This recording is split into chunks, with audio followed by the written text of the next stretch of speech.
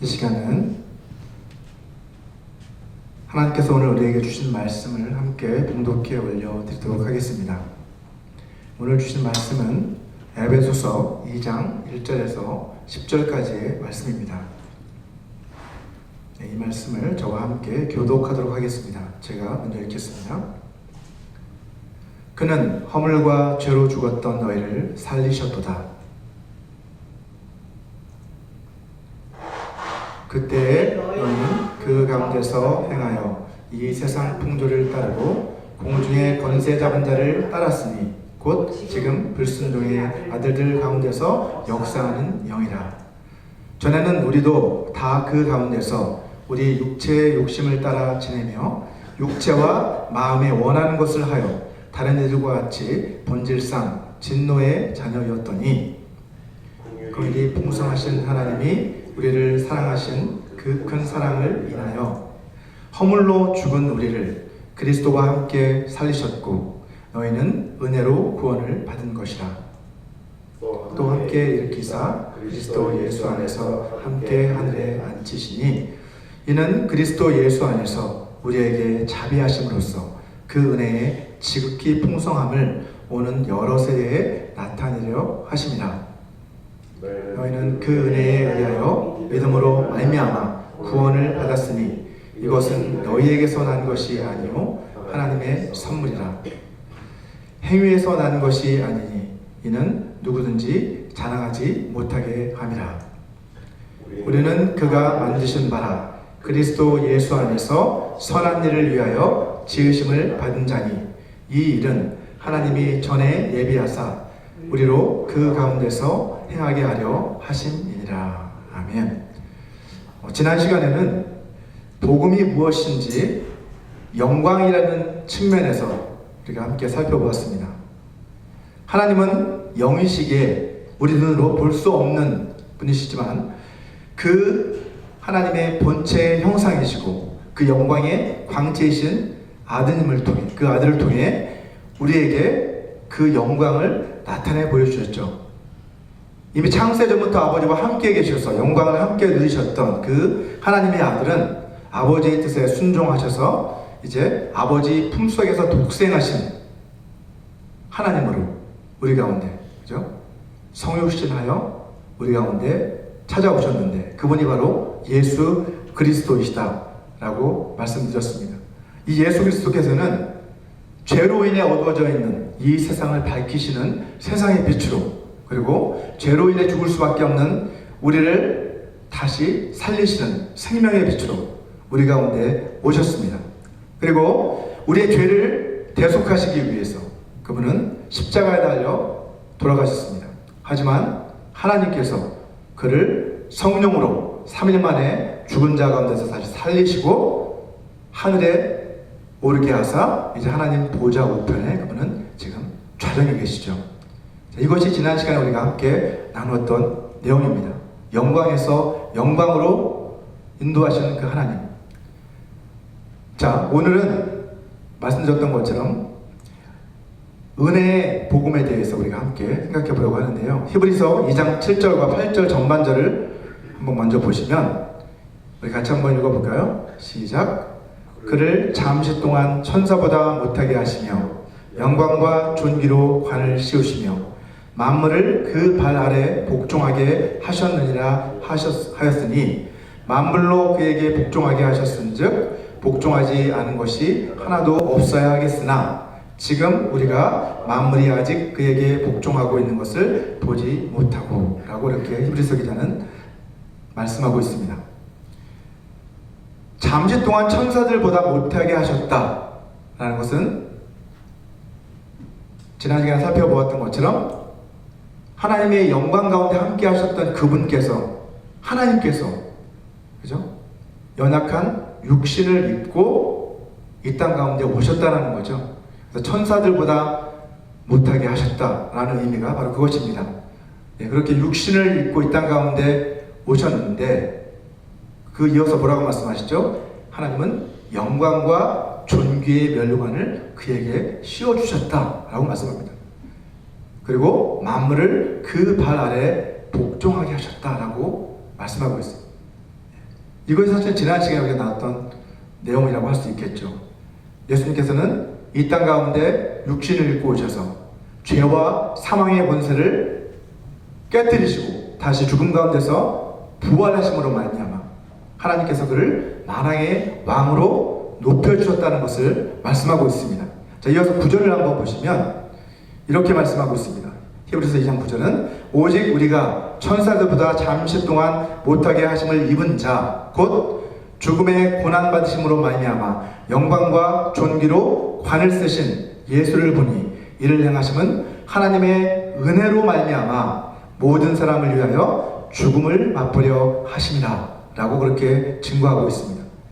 자, 예수 그리스도께서 영광과 존귀로 관을 쓰시고 만물을 다스리는 그 권세를 부여받게 되신 것은 무엇 때문이라고 말하고 있습니까? 그가 죽음의 고난을 받으셨기 때문이다 라고 그렇게 말씀하고 있습니다. 그 고난을 통과해서 이제 영광 가운데 올라가셨다라는 것이죠. 이것이 하나님 아버지의 뜻이라는 거예요. 고난이 없는 영광은 없다라는 거죠. 그 고난을 통해서 하나님 그를 지극히 높은 그 하나님의 우편 보좌에 오르게 하신 거라는 거예요. 자, 그런데 마지막 부분을 보면 이를 행하심은 하나님의 은혜로 말미암아 모든 사람을 위하여 죽음을 맛보려 하십니다 라고 말씀하고 있습니다.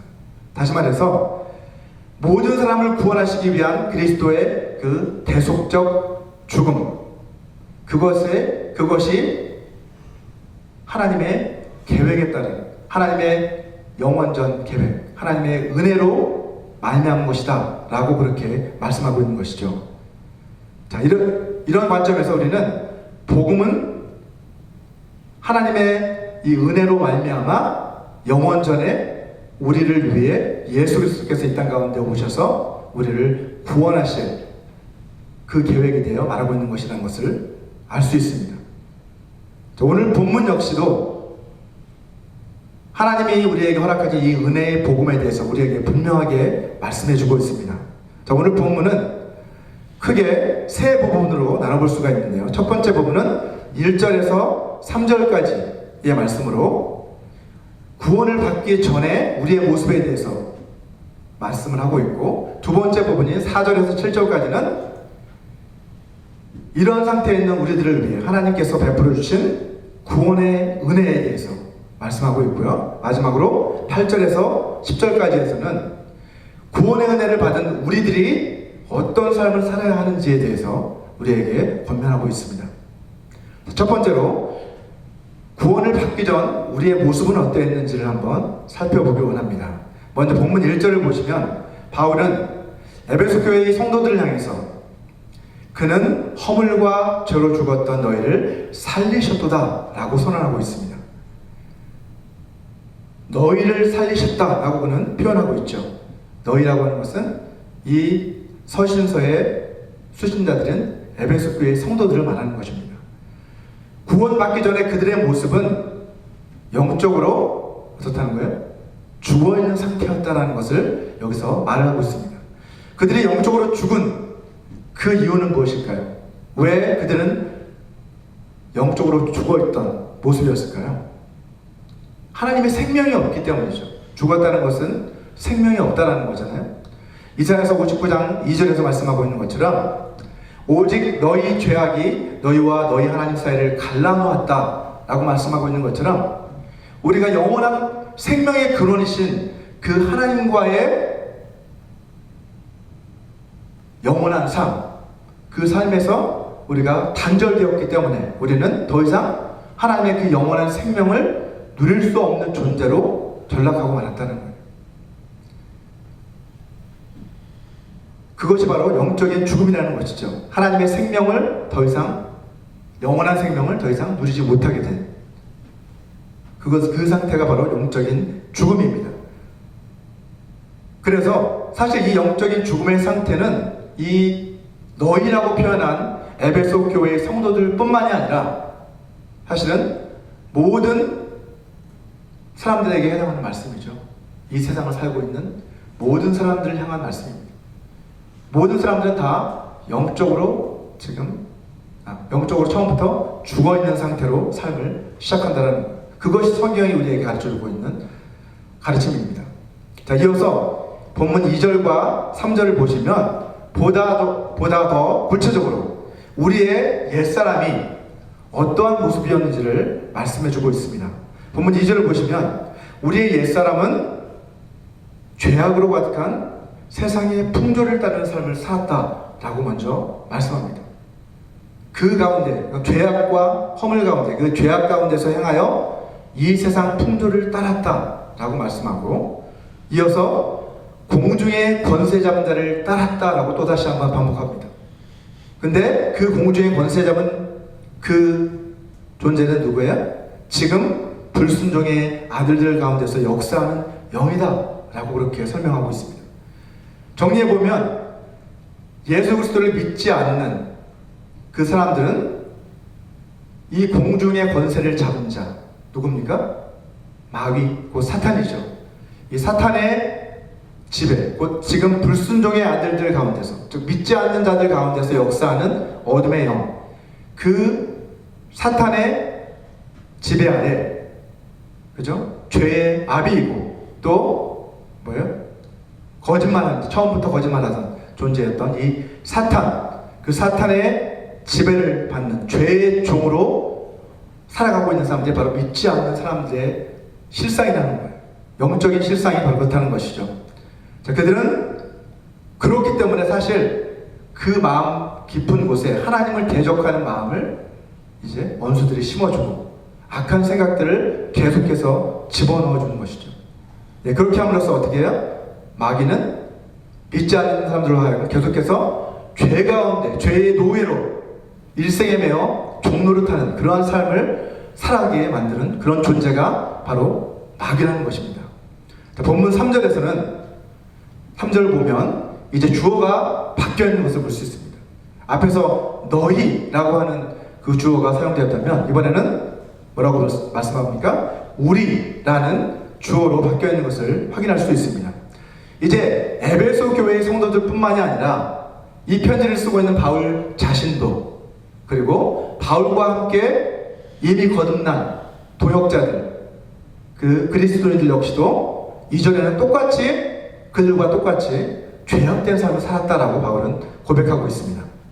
전에는 우리도 다 그 가운데서, 곧 죄악 가운데서 우리 육체의 욕심을 따라 지내며 육체와 마음에 원하는 것을 하여 다른 이들과 같이 본질상 진노의 자녀였다라고 그렇게 고백합니다.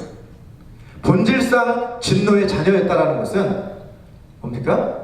모든 인류는 아담에게서 나왔잖아요. 그죠? 그래서 한 사람 아담으로부터 나왔습니다. 그 아담의 범죄로 인해서 이제 그 아담으로부터 나온 모든 인류는 이제 더 이상 하나님의 생명을 누릴 수 없는 존재, 하나님의 진노를, 곧 심판을 피할 수 없는 그러한 존재로 전락하고 말았다는 것이죠. 로마서 5장 12절 말씀을 같이 한번 읽어보도록 하겠습니다. 로마서 5장 12절 시작. 그러므로 한 사람으로, 제가 읽겠습니다. 그러므로 한 사람으로 말미암아 죄가 세상에 들어오고 죄로 말미암아 사망이 들어왔나니 이와 같이 모든 사람이 죄를 지었으므로 사망이 모든 사람에게 이르렀느니라 라고 성경은 말씀하고 있습니다. 이처럼 이전에 우리 모두는 죄로 인해서 하나님의 심판을 피할 수 없는 그러한 진노의 자식들이었다는 겁니다. 그런데 이제 다음 부분인 4절에서 7절을 보시면 여기에서는 하나님이 우리에게 베풀어 주신 구원의 은혜에 대해서 말씀하고 있습니다. 자, 본문 4절을 우리 한번 세번역 성경으로 다 같이 한번 읽어보도록 하겠습니다. 같이 읽겠습니다. 시작. 그러나 하나님은 자비가 넘치는 분이셔서 우리를 사랑하신 그 크신 사랑으로 말미암아 범죄로 죽은 우리를 그리스도와 함께 살려 주셨습니다. 여러분은 은혜로 구원을 얻었습니다. 여러분, 개역개정에서 우리가 앞에서 읽었던 것처럼 개역개정에서는요 그러나 라고 하는 그 단어가 빠져있죠. 하지만 세번역에서는 그러나 라는 단어로 시작하고 있는 것을 볼 수 있습니다. 원래 헬라어 원문에도 이 그러나라고 하는 접속사가 들어가 있습니다. 이 단어로 시작하고 있습니다. 이 그러나가 얼마나 중요한 그러나인지 여러분 아십니까? 이 앞에서 우리가 읽었던 것처럼 우리는 죄로 인해서 절망적인 그러한 상태에 빠져있던 그러한 사람들이었습니다. 하지만 이러한 상태에 빠져있던 우리의 삶이 극적으로 반전하게 된 그 계기가 바로 이 그러나로부터 시작된다는 것이죠. 하나님이 드디어 그러한 우리의 삶에 개입하셨다라는 것을 이 부분은 우리에게 말씀하고 있습니다. 죄악된 우리의 삶 가운데 하나님의 선한 역사가 시작되었다라고 그렇게 선언을 하고 있는 것입니다. 그런데 이 하나님의 개입은 두 가지 하나님의 성품에 근거하고 있다라고 또 말씀하죠. 첫 번째 하나님의 성품은 무엇입니까? 첫 번째는 하나님의 긍휼, 곧 자비하심입니다. 하나님의 긍휼은 뭐예요? 여러분, 긍휼히 여긴다는 것은 불쌍히 여긴다는 것이죠. 우리 시편 103편 13절을 한번 보시면 하나님의 긍휼이 어떠한 것인지를 이렇게 설명하고 있습니다. 아버지가 자식을 긍휼히 여김같이 여호와께서는 자기를 경외하는 자를 긍휼히 여기신다라고 그렇게 시편 기자는 고백하고 있습니다. 아비가 자식을 불쌍히 여기는 것처럼 하나님은 우리를 자식과도 같이 불쌍히 여기는 그러한 마음으로 우리에게 우리의 삶에 개입하게 되셨다는 것, 첫 번째. 두 번째는 무엇입니까? 앞에서 말하고 있는 것은 그 크신 사랑으로 말미암아라고도 말씀하고 있잖아요. 두 번째 하나님의 성품은 바로 하나님의 사랑입니다. 근데 이 사랑은 어떠한 사랑입니까? 로마서 5장 8절에서 말씀하고 있는 것처럼 우리가 아직 죄인 되었을 때 그리스도께서 우리를 위하여 죽으심으로 하나님께서 우리에게 대한 자신의 사랑을 확증하셨다라고 말씀하고 있는 그 사랑이죠. 우리를 위해 하나뿐인 아들을 내어주시는 사랑, 하나님의 조건 없는 사랑, 모든 것을 다 내어주시는 사랑, 그것이 바로 우리를 구원하신 은혜의 출발점이라는 거예요. 하나님이 그로 인해서 우리를 죄 가운데, 절망 가운데, 멸망 가운데 내버려 두지 아니하시고 우리 삶에 개입하셨다는 것이죠. 자, 하나님의 그 긍휼과 사랑의 결과는 결국 무엇입니까? 이제 허물과 죄로 죽어있던 우리를 그리스도와 함께 살리셨다라고 그렇게 오늘 말씀하고 있습니다. 자, 바울은 이것을 하나님이 우리에게 베풀어 주신 구원의 은혜다라고 그렇게 설명하고 있습니다. 이것이 바로 복음의 핵심이라고 할 수 있어요. 받을 자격이 없었던, 죄로 인해 죽을 수밖에 없었던 자격이 없는 우리들에게 베풀어 주신 그 하나님의 은혜, 그 은혜에 대한 소식이 바로 복음이라는 것이죠. 또한 오늘 본문 6절을 한번 보시면 바울은 더 나아가서 우리는 하나님께서 우리를 그리스도와 함께 일으켜 주셨다라고 말씀합니다. 그리고 그리스도 예수 안에서 함께 하늘에 앉히셨다라고 이미 과거형으로 그렇게 선포하고 있는 것을 볼 수 있습니다. 자, 이것은 이미 우리가 하늘나라에 갔다는 것이 아니죠. 이미 하나님의 나라가 완성됐다는 의미가 아닙니다. 이것은 강조의 의미로 볼 수 있어요. 우리의 영적인 신분이 변화되었다는 것을 강조해서 표현하고 있는 것입니다. 골로새서 1장 13절을 우리 같이 한번 다 같이 읽어보도록 하겠습니다. 우리 같이 읽겠습니다. 시작. 그가 우리를 흑암의 권세에서 건져내사 그의 사랑의 아들의 나라로 옮기셨으니, 이미 옮기셨다라는 거죠. 이제 우리가 예수 그리스도를 믿는 그 순간, 거듭나는 그 순간 우리는 하나님 나라의 시민으로 거듭나서 그 나라에 이미 옮겨졌다는 거예요.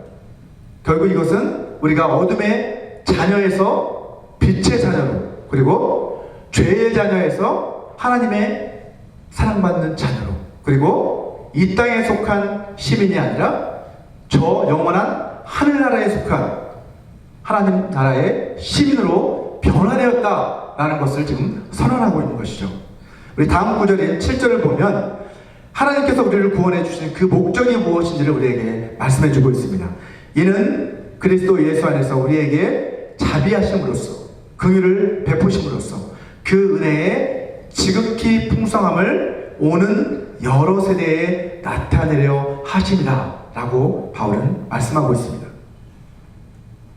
이것이 바로 그리스도 예수 안에서 우리에게 보여주신 은혜의 지극히 풍성함을 앞으로 오는 우리 세대뿐만이 아니라 앞으로 올 모든 세대를 위한 복음이라는 것이죠. 이것은 우리만 경험할 은혜가 아니라 앞으로 있을 주님이 다시 오셔서 우리가 영원한 삶을 시작하기 그 전까지 있을 여러 세대에 걸쳐 모두에게 전해질 또 모든 그 세대를 위한 그 복음이 바로 지금 바울이 그들에게 전하고 있는 복음이라는 것입니다.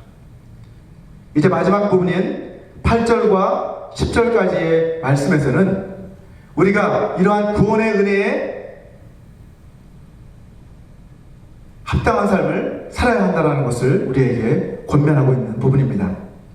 자, 우리가 풍성한 구원의 은혜를 그렇게 이와 같은 놀라운 구원의 은혜를 받았다라고 한다면 우리가 어떠한 삶을 살아야 하는지 그는 우리에게 말씀하고 있습니다. 오늘 본문 8절을 한번 보시면 바울은 우리가 은혜로 구원을 받았다라는 것은 무엇으로 설명하고 있습니까? 너희는 그 은혜에 의하여 구원받았다 라고 먼저 이야기합니다. 그리고 믿음으로 말미암아 또 구원을 받았다라고 이제 설명하고 있습니다. 그리고 나서 부연 설명하기를 이것은 너희에게서 난 것이 아니요 하나님의 선물이라 라고 말씀합니다. 자, 이 말씀은 우리 기독교 신앙에서 굉장히 중요한 고백이잖아요. 그죠? 우리의 구원에 있어서 우리는 구원을 어떻게 받느냐? 하나님의 은혜에 의해서 우리는 구원을 받는다는 거예요. 근데 그 은혜를 받는 통로가 뭐라는 거예요? 믿음이라는 것이죠. 이것을 부인하거나 변개하는 것은 뭐예요? 다른 복음을 만드는 거죠. 그죠? 그래서 바울은 그래서 갈라디아에서 다른 복음은 없다라고 분명하게 우리에게 경고하고 있습니다. 구원은 전적인 하나님의 은혜로 인해서 받게 된다라고 그는 선포합니다. 앞에서 우리가 이야기했던 것처럼 우리는 자격 없는 그러한 죄인들이었지만 하나님의 긍휼하심과 그 크신 사랑으로 말미암아 우리는 하나님의 구원의 은혜를 누리게 되었다라고 지금 말씀하고 있는 거예요. 자, 그런데 그 구원의 은혜를 누리기 위해서는 어떠한 통로를 통과해야 된다는 거예요? 믿음의 통로를 거쳐야 된다는 거죠. 근데 이 믿음의 통로는 결국 누가 만드신 것이에요? 누가 열어놓으신 길입니까? 결국 길이요 진리요 생명이신 예수 그리스도 곧 구원의 창조자이신 우리 주님께서 열어놓으신 그 길이 바로 이 믿음의 통로라는 것이죠. 결국 그래서 바울은 너희에게서 난 것이 아니다. 전적인 하나님의 은혜라는 것을 다시 강조하는 거예요. 사실.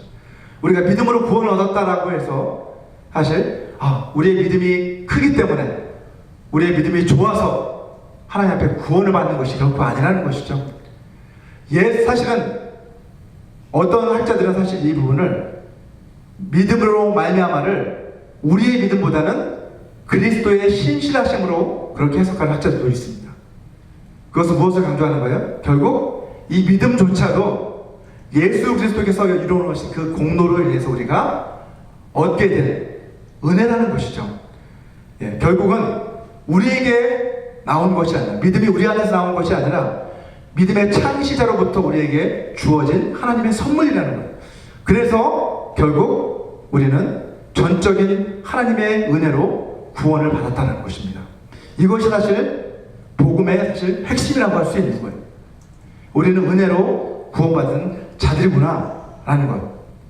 결국 믿음이라는 것은 하나님이 거저 주시는 선물, 그죠?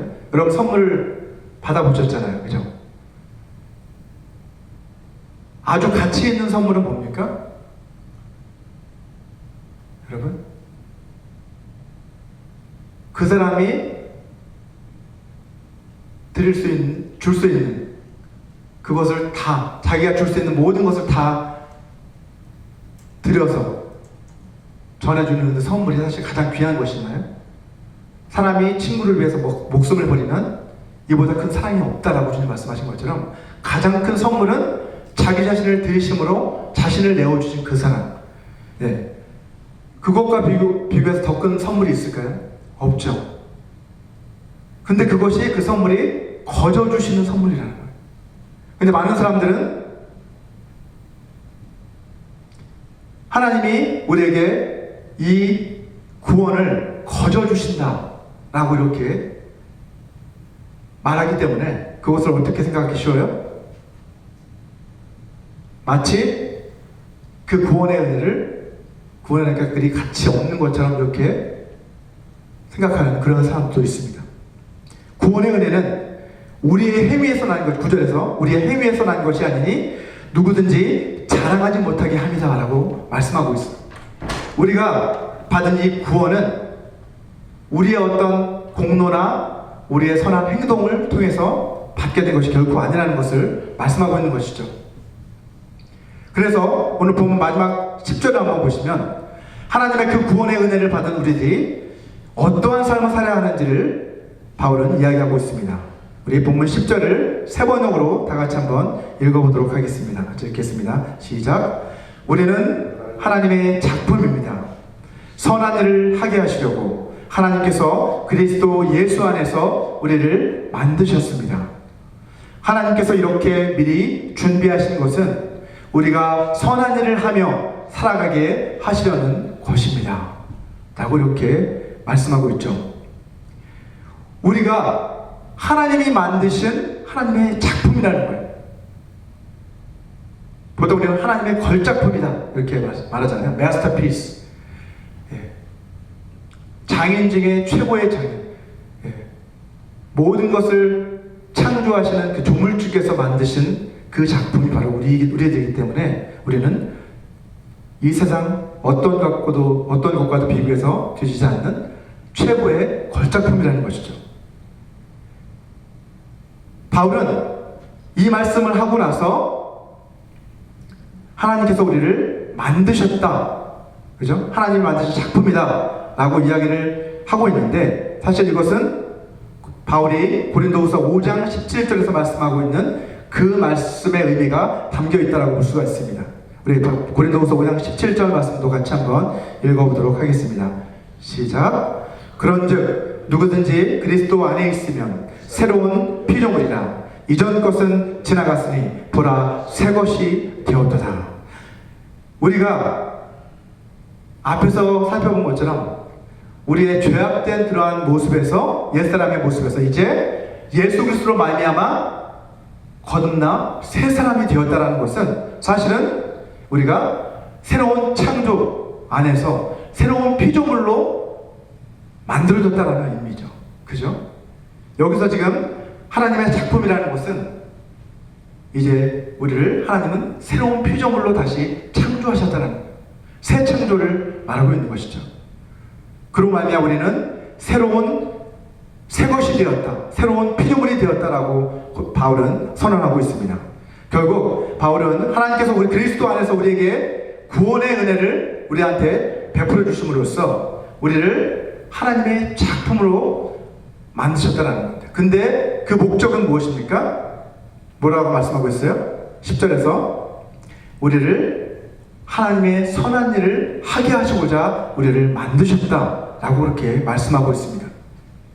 여러분, 선한 일, 결국 다른 말로 바꾸면 선행이라고 할 수 있죠. 예, 선행.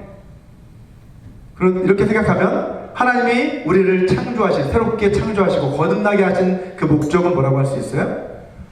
하나님의 선한 일을 하게 하시려고 우리를 만드셨구나 라는 것을 우리는 알 수 있습니다.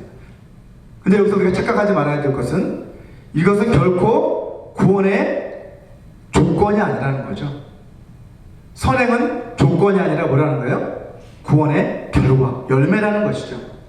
구원을 받은 우리들은 하나님이 우리를 창조하신 그 목적에 따라 이러한 선한 일을 행하는 존재로 살아가야 한다라고 분명하게 말씀하고 있는 거예요. 그렇다면 선한 일을 하기 위해 우리가 먼저 어떻게 되어야 한다는 거예요? 존재가 먼저 변화가 되어야 한다는 것이죠. 선한 일을 행함으로 우리가 존재가 변화되는 것이 신분의 변화가 되는 것이 아니라 반대로 우리의 존재가 먼저 변화될 때에 그때야 비로소 이제 선한 일을 시작할 수 있게 된다는 것입니다. 자, 로마서 3장 23절과 24절을 보시면 이렇게 말씀합니다. 모든 사람이 죄를 범하였음에 하나님의 영광에 이르지 못하더니 그리스도 예수 안에 있는 속량으로 말미암아 하나님의 은혜로 값없이 의롭다 하심을 얻은 자 되었느니라 라고 바울은 선언하고 있습니다. 한 사람, 곧 아담의 범죄로 인해서 죄가 세상에 들어왔죠. 그리고 그 죄로 말미암아 사망이 역사하기 시작했고 결국 모든 사람에게 그 사망이 이르렀고 이 세상 어느 누구도 자신의 힘이나 노력으로는 하나님의 그 영원한 생명, 곧 영원한 하나님의 나라에 들어갈 수가 없게 되었습니다. 하지만 그리스도 예수께서 우리 가운데 오셔서 십자가에 달려 죽으시고 모든 피를 쏟으심으로 말미암아 어떻게 되었습니까?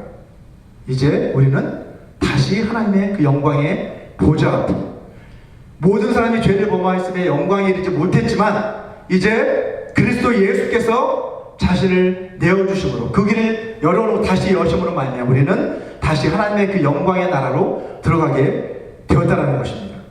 우리 자신이 가진 의로움이나 우리의 공로가 아니라 무엇 때문에?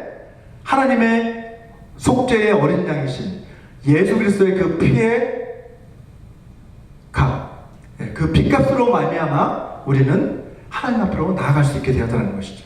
이것이 바로 성경이 우리에게 말씀하고 있는 은혜의 복음입니다. 자, 그런데 앞에서 잠깐 말씀드렸지만 우리가 은혜로 값없이 하나님의 구원을 받았다, 은혜로 의롭다 하심을 얻었다 라고 그렇게 성경이 말씀하니까 이것을 어떻게 오해합니까? 하나님의 선물, 공짜로 주시는 하나님의 선물입니다 라고 이렇게 자꾸 이야기하다 보니까 구원의 은혜를 자꾸 cheap grace, 값싼 은혜로 그렇게 둔갑시켜버리는 그런 사람들이 있다는 것이죠. 잘못 오해하는 거예요. 값싼 것이 아니라 공짜로 주시는 은혜다 라고 이렇게 생각하니까 자꾸 값싼 은혜로 오히려 착각하는 것이죠. 우리가 사람들한테 전도를 하면서 예수님을 믿기만 하면 구원받고 천국에 갑니다. 이보다 더 쉬운 일이 어디 있습니까? 예수를 입으로 시인만 하면 됩니다 라고 이렇게 복음을 전하지만 거기에서 멈추어서는 안 된다는 거예요. 거기에서 멈추면 그것은 그야말로 cheap grace라는 거죠. 성경은 결코 그러한 값싼 은혜를 우리에게 말씀하고 있지 않다는 거예요. 위대한 기독교 사상가 중에 한 사람이었던 여러분 잘 아시는 디트리 보네퍼 아시잖아요. 보네퍼 목사님은 이렇게 말씀합니다.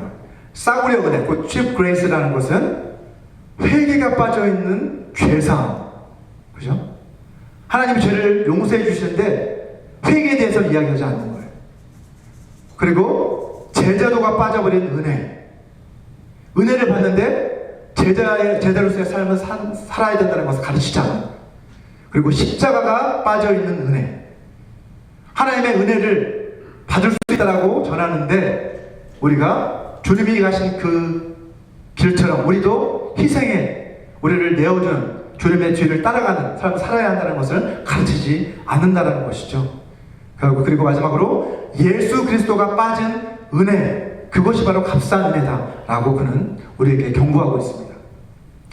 안타깝게도 오늘 많은 사람들이 이러한 값싼 은혜를 선포하고 또 그것을 자신이 받은 구원이라고 오해하면서 그렇게 살아가고 있는 것이 오늘날의 현실이라는 것이죠. 여러분, 물론 구원의 은혜는요, 하나님이 우리에게 값없이 해주시는 은혜의 선물입니다. 그죠? 우리는 아무 값도 지불하지 않아요. 하지만 우리가 기억해야 할 것은 우리는 값을 치르지 않았지만 누가 그 값을 치러줬다는 거예요? 예수 그리스도께서 친히 자신을 내어주심으로써 그렇게 값을 치르셨다는 것을 우리는 잊지 말아야 된다는 것입니다. 구원의 은혜를 공짜로 받는다고 해서 그것을 쓸모없는 것이나 싸구려 취급을 해서는 결코 안 됩니다. 왜냐하면 구원의 은혜는 하나님께서 예수 그리스도의 핏값으로 사신 이 세상 그 어떤 것과도 비교할 수 없는 아주 가장 귀한 하나님의 선물이기 때문입니다. 자, 우리 마지막으로 사도행전 20장 24절 말씀을 같이 한번 읽어보도록 하겠습니다. 우리 믿음을 담아 우리 같이 한번 한 목소리로 읽어보겠습니다. 시작. 내가 달려갈 길과 주 예수께 받은 사명 곧 하나님의 은혜의 복음을 증언하는 일을 마치려 하면은 나의 생명조차 조금도 귀한 것으로 여기지 아니하노라. 여러분도 잘 아시는 거죠? 이 고백은 바울의 고백이죠. 하나님의 은혜의 그 복음을 누구보다도 깊이 체험한 사람이 바로 사도 바울이었습니다. 그는 이 은혜의 복음을 증거하는 것을 자신의 사명으로 또 마지막 목숨을 거둔 그 순간까지 사명으로 알고 그렇게 살았던 사람이죠.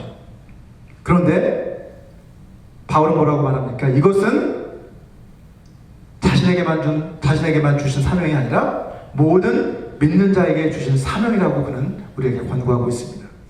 저와 여러분 모두가 하나님의 이 은혜의 복음을 증거하는 그 사명을 계속해서 감당해 나가는 삶을 살아가게 되시기를 주님의 이름으로 축원합니다.